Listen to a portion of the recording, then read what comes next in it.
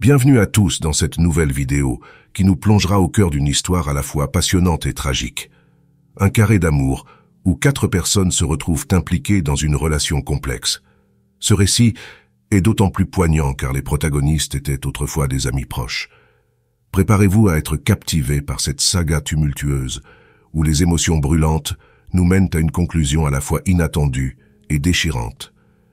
Je vous invite à écouter l'histoire de Kelly, Gino, Dan et Sheila. Kelly Brennan est née en 1963 dans l'État de New Jersey aux États-Unis. Elle avait 4 sœurs. Kelly était toujours gentille, agréable et avait beaucoup d'amis. Après avoir terminé l'école, elle voulait entrer dans un collège de médecine et devenir infirmière.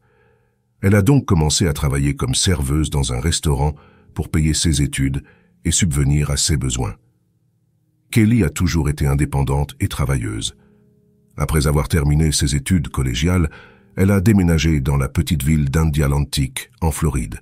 C'est une ville calme, confortable et paisible, située au bord de l'océan, où vivent environ 3000 personnes. Dans cette ville, elle a trouvé un emploi d'infirmière à l'hôpital. Elle travaillait également à temps partiel dans un restaurant où elle a rencontré Gino Rallo, qui était le gérant du restaurant. Ils se sont rapidement mariés. Kelly et Gino étaient très heureux. Kelly menait une vie active et aimait le sport. Outre ses séances à la salle de sport, elle aimait faire du vélo avec ses amis. L'une de ses amies de balade à vélo était Sheila Graham. Elle avait déménagé du Canada à Indialantic. Sheila avait toujours rêvé de vivre dans une si belle ville balnéaire. Elle était instructrice de plongée et travaillait également dans le restaurant où travaillait Kelly. Peu de temps après, Sheila a rencontré son amour au restaurant. C'était Dan Trott. Il était pilote, un homme très charmant dont Sheila est tombée immédiatement amoureuse. Ils se sont mariés en 1989 et plus tard ils ont eu 2 fils. Sheila a quitté son travail pour devenir femme au foyer. Elle cuisinait très bien, s'occupait des enfants et de la maison. La famille était très heureuse. Lorsque les enfants ont grandi, Sheila est devenue agent immobilier. Puis son mari s'est lancé en politique et elle l'a aidé. Dan Trott est devenu maire de la ville d'Indialantic en 2002 et a été maire jusqu'en 2006. Sheila et Kelly ont continué à être amis et faisaient souvent ensemble le vélo, parfois à 4 avec leur mari, passant du bon temps. En 2009, Sheila a découvert que son mari bien-aimé lui était infidèle. Son cœur était brisé. Mais Sheila était une femme forte et ne voulait pas détruire son mariage à cause de cette escapade insouciante. Elle a proposé à son mari des séances chez un thérapeute familial auxquelles ils ont assisté. Mais cela n'a pas aidé. Et en mars 2009, son mari a demandé le divorce et Dan a quitté leur maison. Le mariage de Kelly et Gino était également en difficulté. Kelly a demandé le divorce, bien que son mari ne le voulait pas. Kelly ne pouvait plus vivre ainsi et a déménagé de chez son mari chez son amie Stéphanie pour vivre avec elle. Environ 6 mois plus tard, le 15 février 2010, Kelly a disparu. Il s'est avéré que Kelly souffrait de sclérose en plaques. L'une des hypothèses des enquêteurs était que Kelly aurait pu être impliquée dans un accident de voiture. Elle aurait pu ressentir une grande faiblesse et perdre le contrôle du véhicule. Ils ont cherché la voiture de Kelly sur le chemin du travail et à la salle de sport, vérifiant tous les accidents de la journée et appelant les hôpitaux. Mais cela n'a rien donné. Sa voiture a été signalée comme disparue. La police a découvert que Kelly avait terminé son service à l'hôpital et était partie vers 18 heures. Les enquêteurs se sont rendus à la salle de sport pour parler à son entraîneur. L'entraîneur a expliqué que Kelly n'était pas venue à 21 heures. De plus, l'homme a raconté qu'à 21h30, l'ancien maire Dan Trott était venu la chercher et avait été très surpris de ne pas la voir à l'entraînement. Il a été découvert que Kelly et Dan avaient une liaison. Les recherches de Kelly ont alors commencé.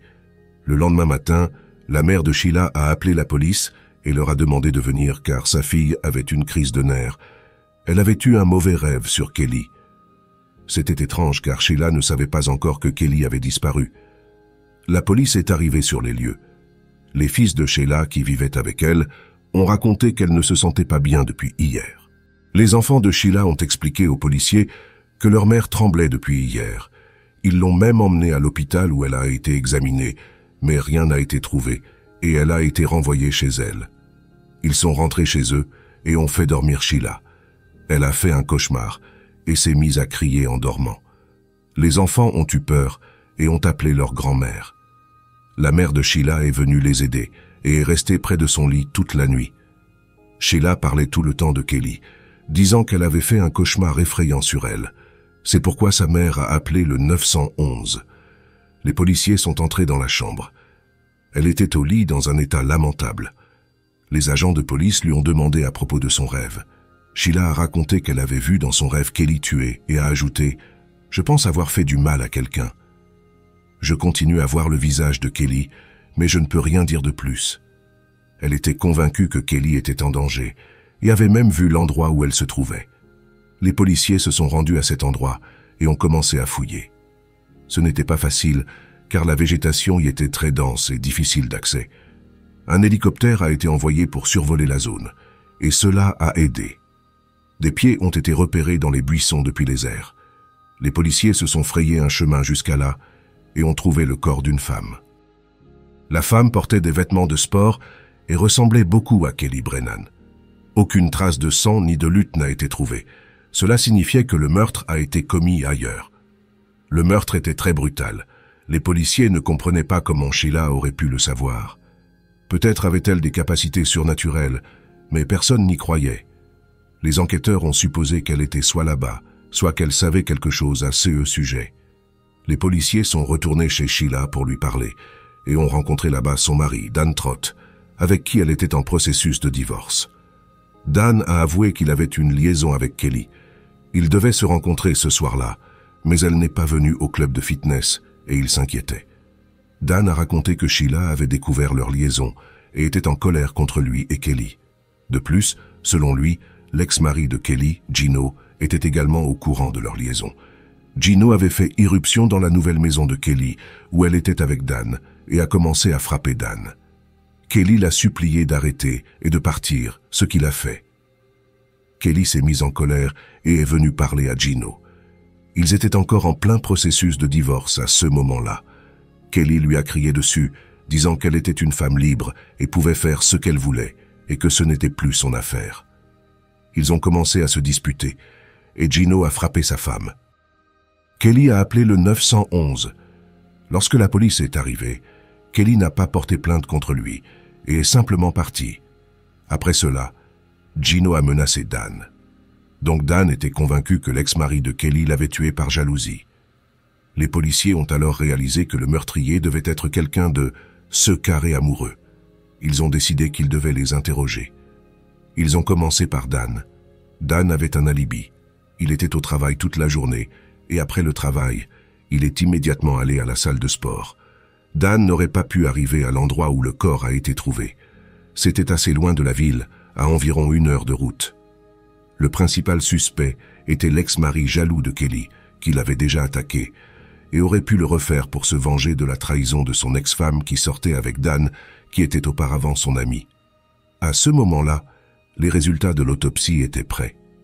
L'autopsie du corps a révélé que la cause du décès de Kelly était une blessure à la tête infligée par un objet contondant.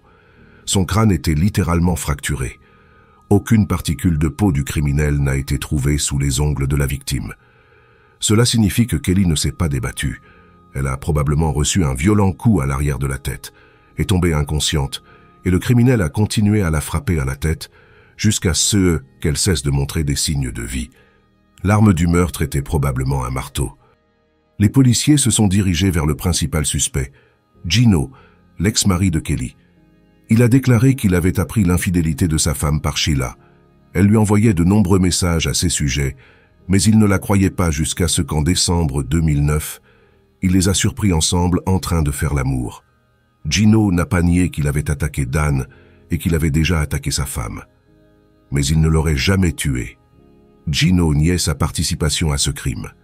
Et surtout, il avait un alibi confirmant son innocence. Gino était au travail toute la journée, jusqu'à tard dans la nuit. Les caméras de surveillance l'avaient enregistré. Il ne restait alors que Sheila, qui était dans un état inadéquat. De plus, c'est elle qui a informé la police de l'endroit où se trouvait le corps de Kelly, ce qui a éveillé les soupçons des enquêteurs. Les enquêteurs se sont rendus chez Sheila pour lui parler, mais elle a refusé.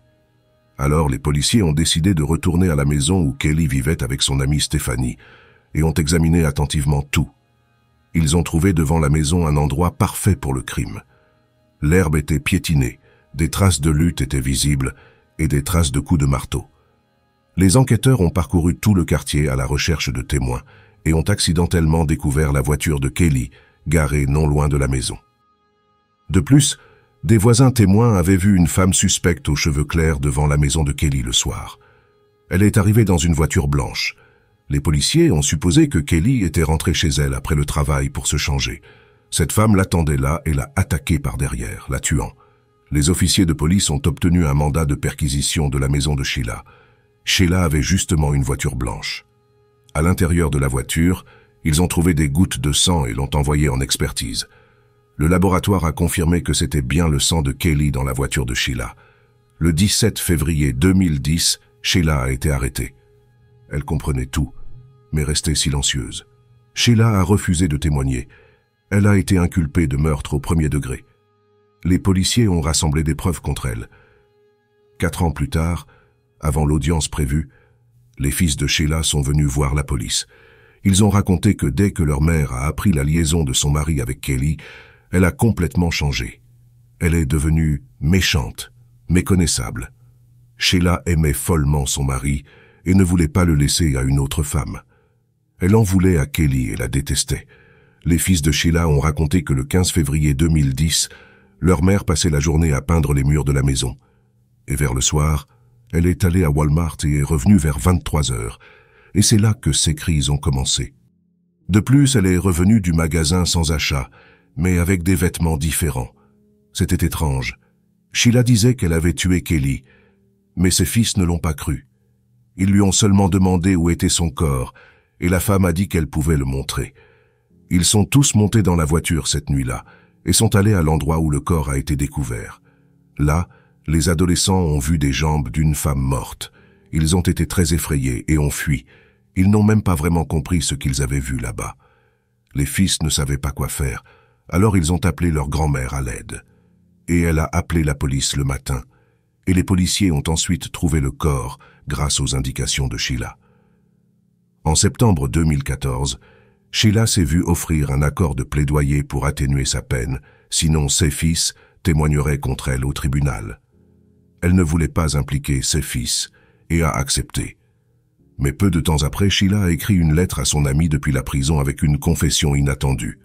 Elle a écrit qu'elle avait recouvré la mémoire, et elle a réalisé qu'elle avait vu le meurtre de Kelly non en rêve, mais en réalité.